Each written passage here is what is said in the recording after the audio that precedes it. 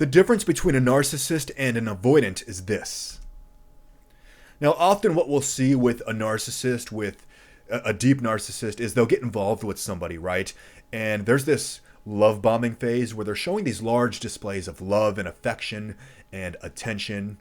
And they're doing this not because they're genuine, but because they're trying to get closer to their partner. They're trying to earn their trust. They're trying to get them emotionally dependent on them.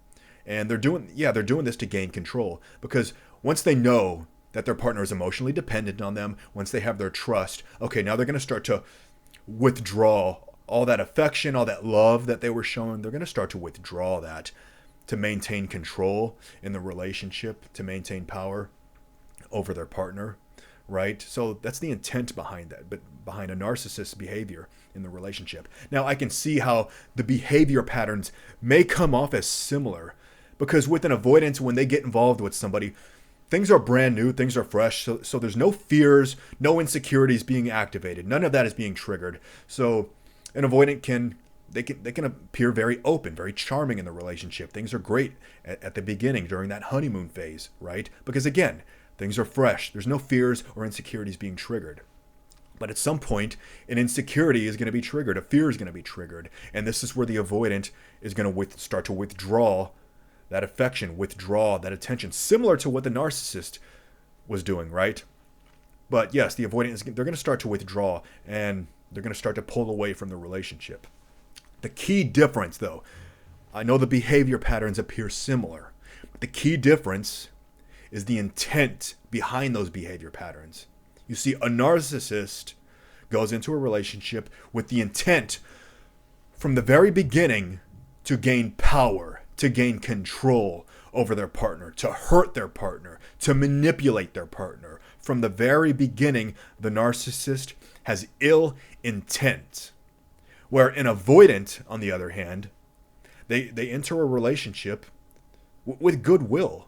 They genuinely just want to get close to somebody. They want to find intimacy, but they don't fully understand their insecurities. They don't fully understand their fears, their wounds. So when they get too involved with somebody, when they start getting too close to them, then they're going to withdraw as a defense mechanism to protect themselves. They're going to stonewall, and they can come off as cold. But this is all to protect themselves, because again, they don't understand their emotions fully. They don't understand how to share those close connections with somebody, because they didn't have that in childhood, and that carried over into adulthood, into their relationships. So all of that is a defense mechanism. That is the key difference between a narcissist and an avoidant. It's about the intent. A narcissist intends to hurt someone. An avoidant is just trying to protect themselves. It's a defense mechanism. And another thing I want to bring up is the difference between stonewalling and the silent treatment. So I think what I see is an avoidant stonewalls to protect themselves. It's a defense mechanism. They don't want to be vulnerable. They don't do good with vulnerability. They're most comfortable in their emotional independence. They don't want to be emotionally dependent on somebody else. Okay, so they retreat to themselves because of their emotional hyper independence. So they can kind of stonewall, right? After that honeymoon phase, they can stonewall, and it's unintentional. They're not trying to hurt anybody. They're just trying to protect themselves. Where a narcissist will use the silent treatment, which is similar. They'll use silent treatment as a way to punish their partner, as a way to manipulate their partner, as a way to hurt their partner. So that's the difference that I see between stonewalling and the silent treatment. They appear similar, but again, it comes down to the intent. What is the intent behind the behavior? Okay, one is manipulative and hurtful. The other comes from a place of self-preservation, of protection, protecting oneself, protecting one's emotions. So I hope that clears things up. I see this in the discussions. I see people asking the difference between an avoidant and a narcissist. It all comes down to the intent. What is the intention behind their behavior?